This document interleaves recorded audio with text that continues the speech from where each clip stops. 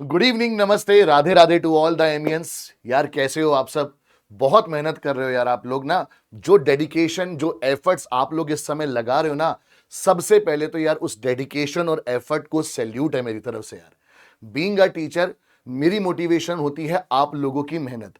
और इस समय मैं इतना मोटिवेटेड फील कर रहा हूं, मैं बता नहीं सकता, बिकॉज आप लोगों की जो कंसिस्टेंसी है, आप लोगों की जो डिटर्मिनेशन है, और जो सबसे जरूरी चीज चाहिए होती है किसी भी एग्जाम के लिए, है ना, और लाइफ में कभी भी किसी भी काम के लिए, वो होती है ईमानदारी।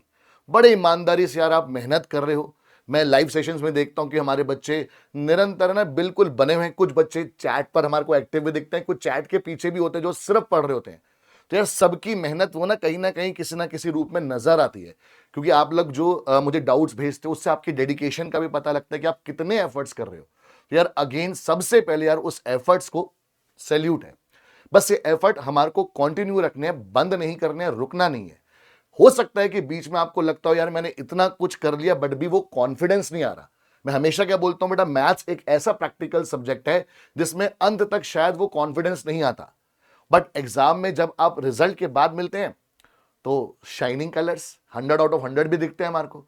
क्योंकि यहां पर ना वो अनसर्टेनिटी बनी रहती है कि क्वेश्चन कैसा आएगा, है ना, कहीं कुछ गड़बड़ तो नहीं हो जाएगी, कहीं ऐसा कोई क्वेश्चन ना आ जाए जो भाई हमसे बनी ना। तो वो बहुत नॉर्मल रहता है आप सबके लिए, कंफ्यूजन, जो सेल्फ डाउट है ना, एंग्जाइटी होती है। बट उससे अपनी प्रिपरेशन को कभी भी हैम्पर होने नहीं देना। हमारे को क्या करना है, बस बढ़ते रहना है, प्रैक्टिस करते रहना है, रिवाइज करते रहना है, क्वेश्चंस करते रहना है। That's it. हमारे हाथ में सिर्फ वही है, और वो हम बहुत खूब बेखूबी करेंगे, है ना। और यार हमारे जितने भी लाइव सेशंस चल रहे हैं उसमें हम लोग हर वैरायटी कवर अप करने की कोशिश कर रहे हैं, ताकि आपकी प्रैक्टिस, आपकी रिवीजन एकदम टॉप लेवल की हो जाए। अब आखिरी के कुछ दिन बचे हैं, हमारे जो लाइव सेशंस हैं वो तो कंटिन्यू हो ही रहे हैं, बट आपको इस समय अब कैसे टैकल करना चाहिए इन बचे हुए दिनों को, ताकि आप मैक्सिमम में एग्जाम में आप मैक्सिमम बेनिफिट उठा सको, है ना। हम ऑप्टिमाइजेशन पढ़ते हैं ना, तो ये लास्ट के कुछ डेज कैसे ऑप्टिमाइज करने हैं, तो आज इसी पर ही मैं बात करने आया हूं। ज्यादा आपका समय नहीं लूंगा, मुझे पता है आपका एक एक मिनट बहुत कीमती है।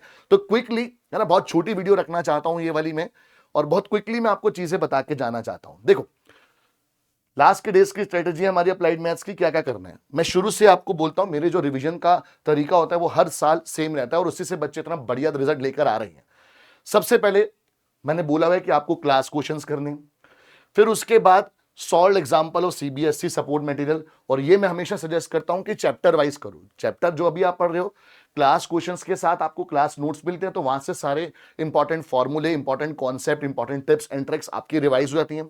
फिर क्लास क्वेश्चन से पूरी वेराइटी कवर करते हैं, वो चैप्टर आपका बड़े ही ब्यूटीफुली क्या होता है, रिवाइज हो जाता है। सिमिलरली फिर सॉल्व एग्जाम्पल उसी चैप्टर के आप करते हो, तो थोड़ा सा कॉन्फिडेंस बढ़ता है कि हाँ, अलग वेराइटी के अगर कोई क्वेश्चन हमारे को मिल रहे हैं तो हमारे वो भी कवर अप हो रहे हैं। इन सब में बस एक बात ध्यान रखना कि जब कॉमन क्वेश्चन आपको मिले तो आप उसको स्किप कर सकते हो, क्योंकि हर एक क्वेश्चन अगर मैं दो दो तीन बार करूंगा तो मैं उसमें कहीं ना कहीं अपना टाइम जो है वो अननेसेसरी लगा रहा हूं। हाँ, मैंने कॉन्सेप्ट समझ लिया, क्वेश्चन समझ लिया, I can move on to next question, अगर मुझे सेम किसी अलग सोर्स में वो पुराने वाला क्वेश्चन मिलता है तो देखो, ये मैं हमेशा बोल रहा हूं कि फिर solve example of KV support material, और फिर सीबीएसई पीवाईक्यूज एंड एसक्यूपीज। सबसे पहले देखो, यहां पर हमारे पास अपना अलग अलग कैटेगरी के बच्चे होंगे। कुछ बच्चे बोलेंगे कि सर हम ये कर चुके हैं ऑलरेडी, बहुत बढ़िया, अगली स्लाइड आपके लिए। अगर आप में से कोई बच्चा ऐसा जिसने अभी तक ये नहीं करा है, तो सबसे पहले बेटा आपको इतना करना है ना। अब यहां पर हमारे वो वाले बच्चे भी हमारे को दिख जाते हैं ना, जो पूरे साल सीरियस नहीं है और अभी भी सीरियस नहीं है। अब वो बोलेंगे सर अभी तक कुछ नहीं पढ़ा है, बस पास करा दो। तो उसके लिए मैं बोलूंगा बेटा, बस ये जितने भी वन शॉट, अगर आप हमारे यूट्यूब के स्टूडेंट हैं तो विश्वास बैच में जितने भी वन शॉट हैं हमारे, उनके क्लास नोट्स और क्लास क्वेश्चंस कर लो, आप पास हो जाओगे आराम से, अच्छे नंबर भी ला सकते हो। अगर उसको भी इतने बचे हुए दिन में आपने ईमानदारी से कर लिया, सिर्फ आप ये कर लो।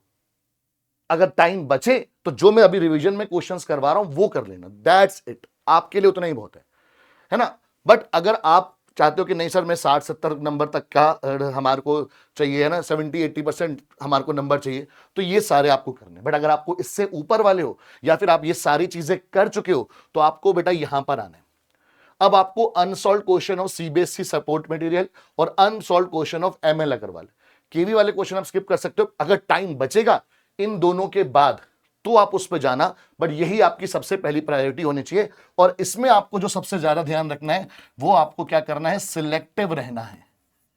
सिलेक्टिव कैसे रहना है कि आपको वैरायटी कवर अप करनी है। Rather than same type of question आप बार बार प्रैक्टिस कर रहे हैं।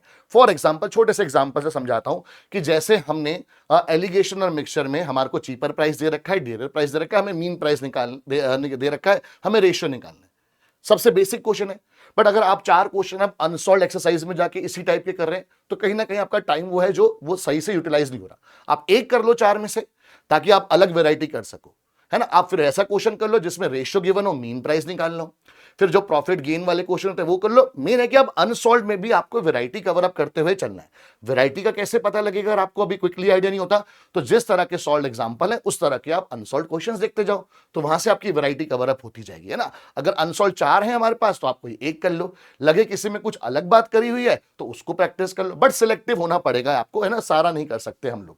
और बेटा अब से आपको आदत बनानी है, जब से आप वीडियो देखने शुरू कर रहे हो ये वाली, कि आपको डेली 1 प्रैक्टिस पेपर करना है। प्रैक्टिस पेपर आपका सीबीएसई का, देखो जो पीवाईक्यूज है, सीबीएसई के सैंपल क्वेश्चन पेपर्स हैं, वो आपके इस वाले पेज पर, इस वाले मोमेंट पर हो चुके होंगे। अब सर प्रैक्टिस पेपर हमारे पास अवेलेबल नहीं है, तो अगर आपके पास किसी भी पब्लिशर की अगर कोई सैंपल पेपर की बुक है तो आप वो यूज कर सकते हो। वरना मैंने अपने टेलीग्राम चैनल पे भी बहुत सारे स्कूल्स के प्री बोर्ड्स, है ना, वो भी शेयर कर रखे हैं, उसको भी आप एज अ रेफरेंस देख सकते हो। कुछ उसमें पेपर पिछले साल वाले भी हैं, बट मैंने प्रैक्टिस के लिए दिए हैं। तो बस वो ध्यान रखना, किसी भी सैंपल पेपर में अगर इस साल के हिसाब से कोई टॉपिक डिलीटेड है जो सिलेबस में नहीं है, अगर उसका क्वेश्चन हो तो काइंडली बस वो स्किप कर देना। बट कोशिश करो जब आप प्रैक्टिस पेपर कर रहे हो तो आप प्रॉपरली 3 घंटे के लिए बैठो, अपने आप को लॉक करो। और ये टाइम है आपके पास एग्जाम डे में जाने के लिए कि आपको पेपर स्टार्ट कैसे करना है, आपको पेपर स्टार्ट कैसे करना है। तो जितने भी परम्यूटेशन कॉम्बिनेशन आपको लगाने कि मैं पहले सेक्शन ए से करूं, सेक्शन बी से करूं, सी से करूं, डी से करूं, ई से करूं, कैसे करूं, वो इस समय लगा लो। रोज एक पेपर करो, 3 घंटे लगाओ। आपको 3 घंटे नहीं, 2.5 घंटे में आपका हो जाएगा जब आप खुद से करोगे, क्योंकि हम वो उतने बढ़िया तरीके से लिखते नहीं है, कुछ कुछ चीजें स्किप करते हैं, जल्दीबाजी में करते हैं, है ना, और वो नर्वसनेस भी नहीं होती एग्जाम वाली। तो ये काम आपका 2.5 से 2.25 से 2.5 पौने 3 घंटे में हो जाना चाहिए। अलग अलग बच्चे के लिए अलग अलग स्पीड के लिए बता रहा हूँ। किसी को अगर 3 घंटे भी लग रहे हैं तो भी चलेगा, है ना, कोई दिक्कत नहीं है। बट इससे कोशिश करेंगे ज्यादा ना लगे, इससे कम ही लगे हमारे पास। तो उस पर आप क्या करो, काम करो। आप देखो कि आपकी स्पीड या आपकी जो फ्लो है वो कहां से बेटर बनता है। सेक्शन ए पहले करने से बेटर बनता है, सेक्शन ई करने से पहले बनता है, लॉन्ग आंसर करने से पहले बनता है, या शॉर्ट आंसर करने से पहले बनता है ना। मैं अभी आपको जब सैंपल पेपर के बारे में बताऊंगा तो आपको ये भी बताऊंगा कि आपको पेपर में कैसे रिप्रेजेंटेशन वगैरह करनी है, कौन सा सेक्शन आपको अगर कर रहे हो तो कौन सा क्वेश्चन, सीक्वेंसिंग क्या रखनी चाहिए, है ना।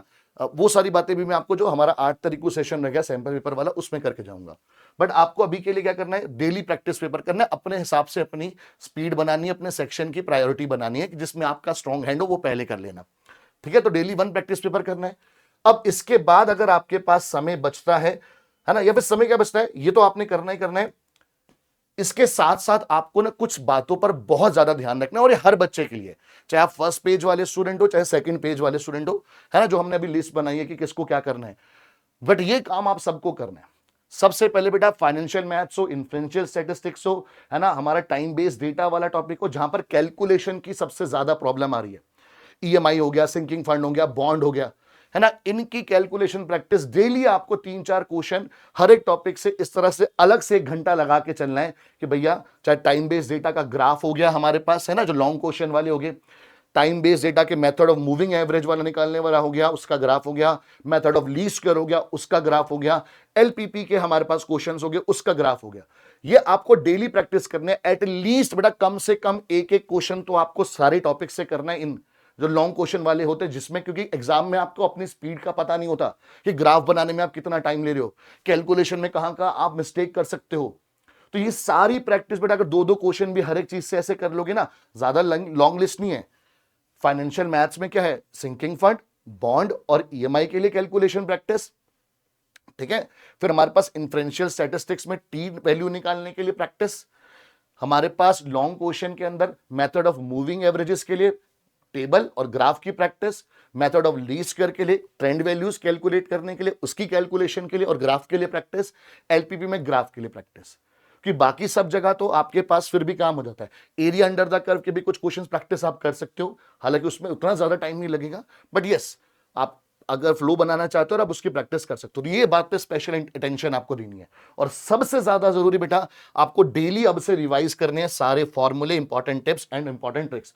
मैं आपको बहुत सारी बातें ऑलरेडी फॉर्मूले की फॉर्म में लिखवा चुका हूं, फॉर्मूला शीट में अपने टेलीग्राम चैनल पर अपलोड कर चुका हूं, जो हमारे यूट्यूब चैनल पर भी है, पीडब्ल्यू कॉमर्स वाला के, है ना, वहां पर भी आपको मिल जाएगी। तो वो वाली जो हमारे पास शीट है पूरी, आप उससे फॉर्मूले रिवाइज करिए डेली। जो इंपॉर्टेंट टिप्स एंड ट्रिक्स मैंने आपको सेशंस के बीच में बताई है, वो रिवाइज करिए, पढ़िए, डेली करिए अब, है ना, क्योंकि अब ये वाला टाइम है कि भाई हमारे को देखो, ये वाला काम सबने करना है, ये वाला काम जिनका ये वाला पार्ट हो चुका है उनको करना है। जो बिल्कुल अभी इसी स्टेज पर है, कोई डरने की बात नहीं है, आप अगर इतना भी कर लेंगे तब भी बहुत अच्छे नंबर लेकर आ सकते हैं, ठीक है। और लास्ट में बेटा मैं आपको ये बोलूंगा, इन चीजों का बहुत ध्यान रखना, स्पेशल अटेंशन देना। और सबसे जरूरी बात, जाते जाते, stop doubting yourself, you are capable of more than you think. बेटा अपने आप पर सेल्फ डाउट करना मत, उसको हावी करो बेटा, आप बहुत कुछ कर सकते हो, आप बहुत लायक बच्चे हो। और कोई आप पर बिलीव करे ना करे, मेरा बिलीव हमेशा आप पर रहेगा बेटा। आप अभी जिस भी स्टेज पर बेटा, अगर अपने इस मूवमेंट से डिसाइड कर लिया कि आप हार नहीं मानोगे, आप झुकोगे नहीं, आप रुकोगे नहीं, बस बेटा आप लग जाओ। मेरा साथ, मेरा सपोर्ट, मेरे ब्लेसिंग्स, मेरा आशीर्वाद, मेरी मेंटरशिप हमेशा आपके साथ रहेगी। बस आप लग जाओ, क्योंकि मुझे आप पर पूरा भरोसा है और आप लोग करके दिखाओगे यार, है ना। 9 मार्च को एग्जाम के बाद आप लोग वो जो कॉन्फिडेंस फील करोगे ना, जो सेटिस्फेक्शन फील करोगे कि यार मेरी इतने टाइम की मेहनत यूटिलाइज होगी, वो आएगा दिन बेटा, है ना। और पेपर कैसा आएगा, मुश्किल आएगा, इजी आएगा, मॉडरेट आएगा, इस पर हमें सोचना ही नहीं है। जैसा आएगा हम तैयार हैं, हमारी तैयारी पूरी होनी चाहिए, एग्जाम जैसा मर्जी आए, ठीक है बच्चे। चलिए, तो विद दिस मैं बोलूंगा कि keep practising, keep shining, all the best बेटा, लगे रहो। और हम अपने लाइव सेशंस में तो मिलते रहेंगे ही, आप लोगों के डाउट्स भी मुझे मिलते रहते हैं आईजी पर। और भी कोई आपको सजेशन चाहिए हो, कुछ भी चाहिए हो, तो मुझे बताना, I will do it for you. All the best बच्चा।